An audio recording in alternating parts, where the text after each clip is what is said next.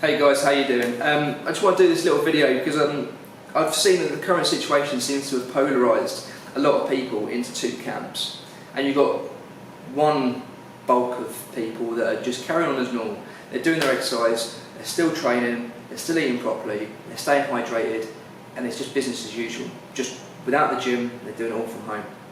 And then you've got the other side of things where people are just giving up and they're just reveling in this time of inactivity and thinking, well, I just get fat and lazy now because I'll wait for the gyms to reopen. When the gyms reopen, then I can just start again. And I'm doing this video now because I saw who I used to like, this influencer, a British guy, who was kind of advocating that side of things. And he was just in bed eating McFlurries and saying how we should all just get fat and enjoy this time, which is just the worst advice I've ever seen. So here I am. And I want to explain why you should be doing this, and you should still be exercising, you should still be sticking to some sort of routine. And first and foremost is your mental health.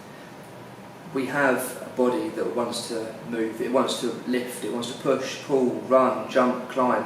It wants to do these things, and as soon as you deprive it of that, you're starting to make the steps into depression, and it's horrible. I know that when I had an injury and I couldn't train, Jesus, I felt awful, and I was depressed because I couldn't use my body and I wanted to exercise, I wanted to train, but I couldn't. So if you're doing the same thing, you're going to get a little bit down because your body wants to move and you've got to kind of let it do these things. Just an hour of activity a day is enough to just lift your endorphins. And it's also just routine. We all need a little bit of a routine in our lives, whether it's training before work and getting it done out of the way, or whether it's finishing work, training and going home seeing the wife and kids. Whatever it is, we need to have a routine. We need to know what we're having for breakfast, lunch, dinner. I mean, I do. I have that regimented sort of diet. I have that regimented meal plan, and it makes me feel better because I'm doing all the right things at the right times, and it's good.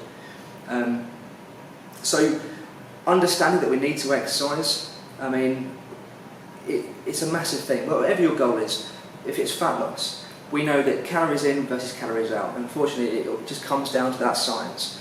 And I say unfortunately because your daily activity has been massively wiped out.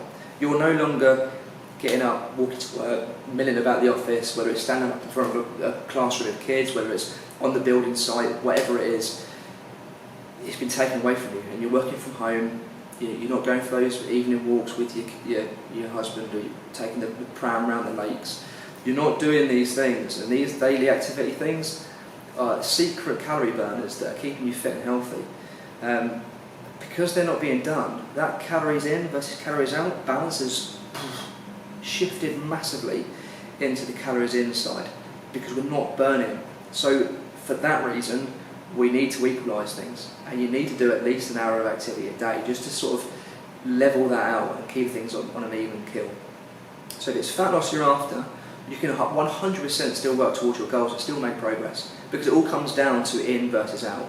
So as long as you're looking after your diet and as long as you're doing exercise, you'll still keep that balance in your favour.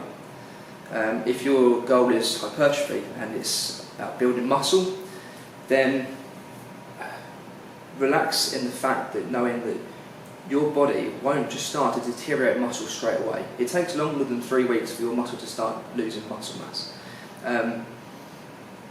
If it feels like you've already reduced size, then it's probably just water. It's glycogen stores being depleted from your muscles, because if you're not using them, then they're not going to stay fueled up. And it's just the water, it's just the glycogen that's been depleted from your muscles. So you'll have that kind of shrunk effect, but your muscle mass has still maintained that size. And we can obviously help ourselves by doing some exercise at home, and we can still be doing all the press-ups, and if you've got pull-up bar pull-ups and pike press-ups or handstand push-ups and squats and lunges and hip thrusts, unilateral hip thrusts and Bulgarian split squats. We have all these tools at our disposal that we can still be doing. And something is better than nothing. So rather than just giving up, do something and maintain your muscle mass. Personally, I've actually seen an increase in muscle mass because I've been doing those things. Because I'm now working for a higher rep range and less weight, obviously, my body's been stimulated because it's something different. Whereas before I used to just sort of chase the weight and try and get stronger, Now I don't have that option, and I've just got the press-ups for like 10, 20, 30 or 40 reps, and all of a sudden my body's gone, right, okay, this is something different, and it's responded. So you can still do something, and something is better than nothing. If you're an athlete and you're looking for strength or you're looking for speed, then okay, you may not have the tools, you might have the weights and the barbells and the machines and all the resources that you would normally have to make progress in your sport, or if you're a strength athlete or an Olympic lifter, then yeah, you're going to struggle a little bit, but you don't necessarily have to regress. We can always look at other things that we have at our disposal, like mobility work and flexibility, and even doing the things like I just said about the body weight work is enough to just keep things steady. If you can maintain your muscle mass, then at least you'll be going back to the gym having not lost too much, because if you can maintain your muscle mass, then you've still got the capability to then pick up from there, whereas just you don't want to go on a decline. And if you're a CrossFit athlete, then there's plenty of options you can have. You've got your pistol squats, you've got your double unders, that's what I'll be practicing because I'm awful at them, but double unders, you've got your handstand push-ups, your handstand work. There's still things that you can be doing at home and still build a program and a plan around that. So whatever your goal is, it all comes down to doing something. Don't just vegetate. And let's look at the ways that although there's many disadvantages right now, there's also a lot of advantages. And I always try and see the optimism in every scenario, and with this scenario there's a lot. You no longer have the excuse now of I didn't have a chance to eat at work, I didn't have a chance to stay on top of my hydration. Your tap or your water fountain is right there at home. You should be backwards and forwards from there all day, at least 3 litres a day. Backwards and forwards, drinking plenty of water. Food, we've now got an abundance of time to be eating and cooking healthy, nutritious meals. There's actually been statistics that say that the fast food and takeaway side of life has declined, which is excellent. It means that people are starting to do those things. They're starting to play around with recipes and starting to cook healthy, nutritious meals, which is excellent. And sleep. And again, going back to what I said about exercise, your body wants to move. If you're not moving, then it's going to struggle to just relax, because you've got all that built up nervous energy that you've not burned. But sleep, capitalise. You should be getting at least 7 hours of sleep a night. If you're staying up until 1, 2, 3 o'clock in the morning watching Tiger King, then that's your own fault. You should be getting plenty of sleep. You've got the option now. You've got the opportunity. So all those things very important, and now you've got a chance to capitalise.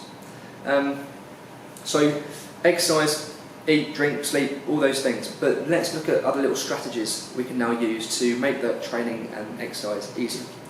First of all, I mentioned a routine, and whether it's training before work or after work or during your lunch break, whatever it is, you had a time.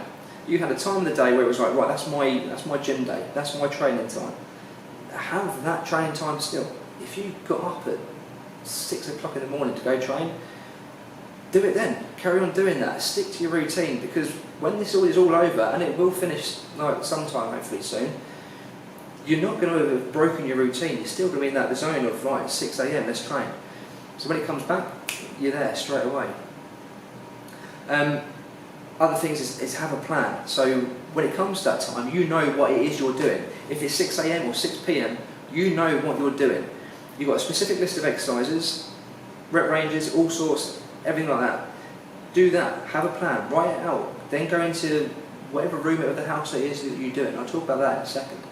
But have a plan, take that plan in with you and do that plan. Have a program if you can, a 3 or 6 week overarching program that takes you from point A to point B. Don't lose sight of the fact that you can still achieve something in these next however long. I'm going to be working towards my mobility and my double unders and all those kind of things. You should have something in your head and work towards that. And then, like I said before, a place in your home that you can actually train.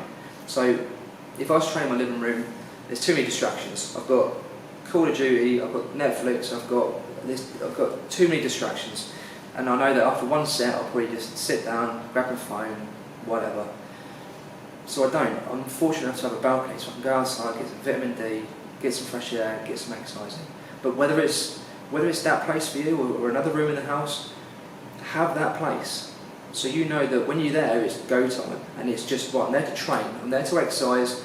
Once that 45 minutes, 60 minutes is over, I'm done. I'm there to train, and then I'm getting out again. Don't take your phone in there, just go there and do what needs to be done. and that's it. But what it all comes down to, guys, is exercise, and stay on top of it.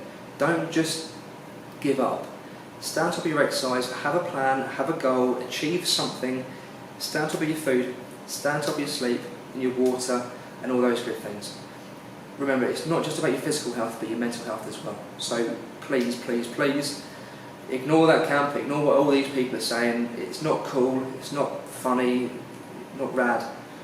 Keep doing what you're doing, keep exercising, stay healthy, stay safe, stay at home. Okay guys, see you later.